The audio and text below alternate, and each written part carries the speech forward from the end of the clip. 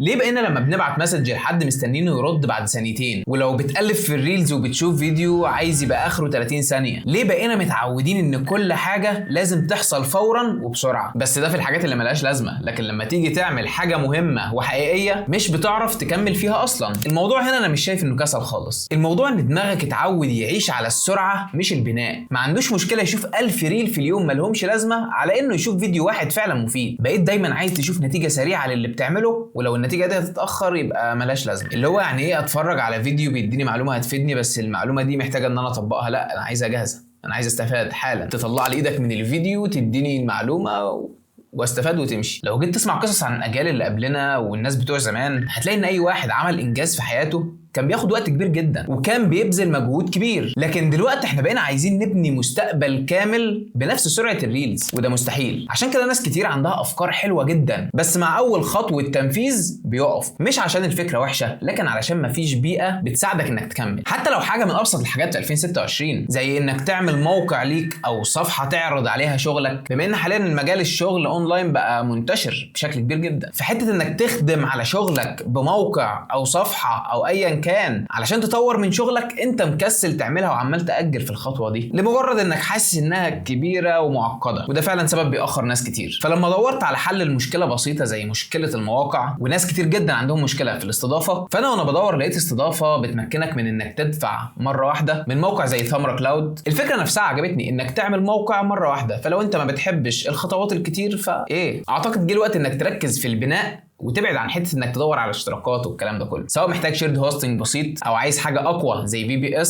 هتلاقي خيارات مناسبه لاي مرحله. وعشان عارف انك بتقلق من حته الفلوس ودايما بتدور فيها، فهم عندهم دلوقتي عروض قويه على الباقات السنويه وسنين اضافيه مجانا. مفيش اكتر من كده يخليك تركز في شغلك اللي انت عايز تطوره، ولا هتشيل هم فلوس ولا اشتراكات ولا اي حاجه. الفكره كلها انك تبدا مره واحده وتبدا بعد كده تركز على نفسك. فلو عندك فكره ومأجلها ابدا بخطوه واحده النهارده، واكتب لي كومنت وهبعت لك لينك الموقع.